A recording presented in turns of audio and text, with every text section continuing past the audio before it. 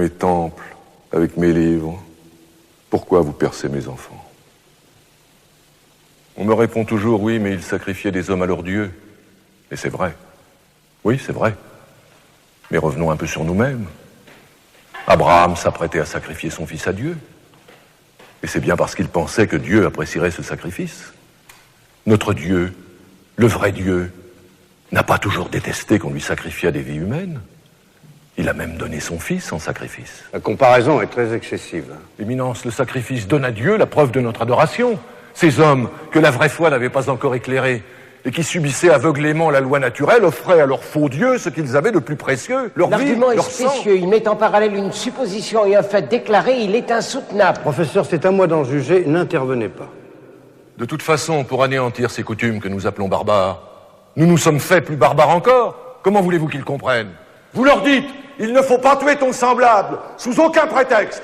Et pour que ce soit bien clair, vous les tuez. À supposer qu'ils soient nos semblables, car si l'on en croit Aristote... Le règne d'Aristote est aboli. Aristote est un païen qui brûle dans les feux de l'enfer. Aujourd'hui, nous parlons au nom du Christ. La parole d'Aristote était une erreur terrible, tyrannique, infernale. Toute la philosophie chrétienne la condamne. Que lisons-nous à chaque page des évangiles? Que tout homme est mon semblable, et que je dois le traiter comme je voudrais qu'il me traite. Les Espagnols ont jailli comme des loups au milieu des brebis, mais le Christ a dit tout le contraire. Je vous envoie comme des brebis au milieu des loups. Voulez-vous entendre Saint Paul? L'entendre vraiment? Écoutez l'apôtre. Il n'y a pas de juif, ni de grec. Il n'y a pas d'esclave, ni d'homme libre. Il n'y a pas de mâle, ni de femelle. Car vous êtes tous un dans le Christ Jésus. Tous un. C'est dans leur cœur que nous devons briser les idoles. Dans leur cœur seulement. Car comment serait-il à la fois chrétien et esclave? Comment?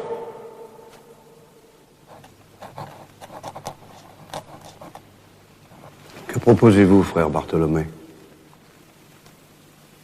J'ai appris une chose. C'est que la vérité s'avance toute seule, fragile. Toujours attaqué par 1000 ennemis. Le mensonge, au contraire, a beaucoup d'auxiliaires.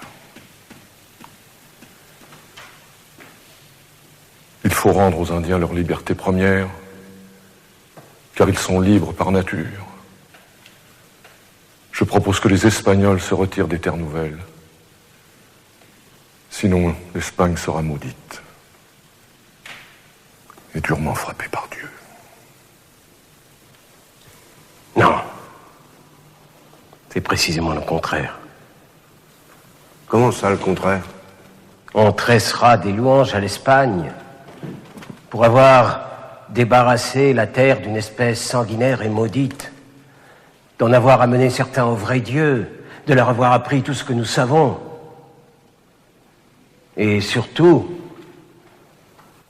on reconnaîtra nos efforts pour faire apparaître la vérité.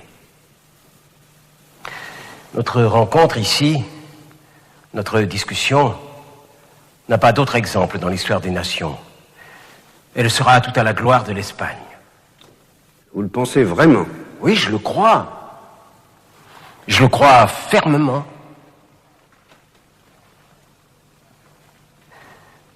La question n'est pas d'abandonner les Indes. Nous savons bien qu'il s'agit là d'un rêve et que toujours nous resterons là-bas. La question est la seule qui se pose à tout philosophe. Que devons-nous et que pouvons-nous faire? Vous l'avez dit vous-même, nous devons les faire tous chrétiens. Compelle eos intrare, a dit Saint Luc. Force-les à entrer. Hors de cela, aucun bien dans cette vie, aucun salut dans l'autre. Comment les convertir? En combien de temps? À quel prix? C'est la seconde partie de la question, et sur ce point, frère Bartholomé, nous différons.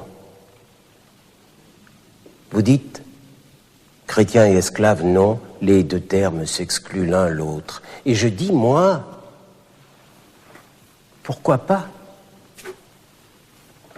Pendant quelque temps, en tout cas. en attendant une conversion générale, car c'est cela qui nous importe. Vous dites aussi, les guerres que nous avons menées ne sont pas justes. Et je dis, moi, la guerre juste est celle qui conduit à la justice.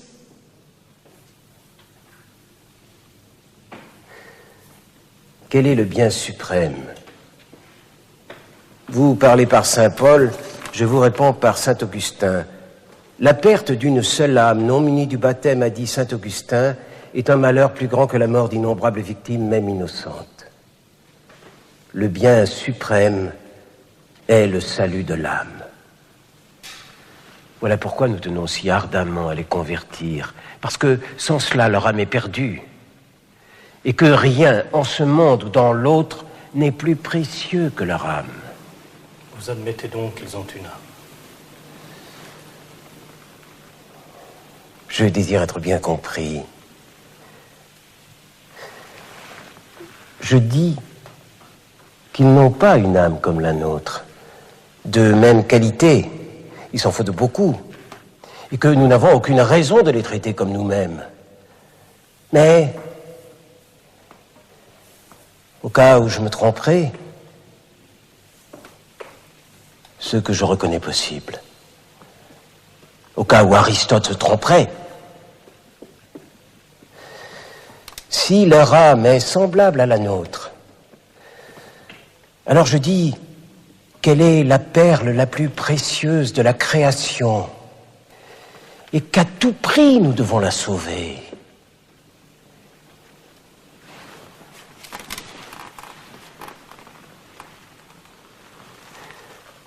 Que vaut-il mieux?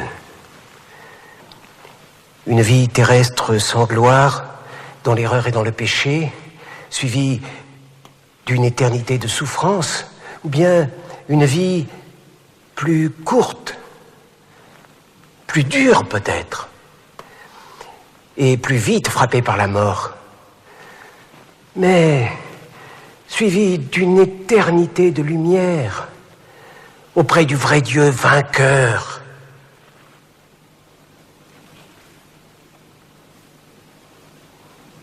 Est-il quelqu'un ici qui ne connaisse pas la juste réponse?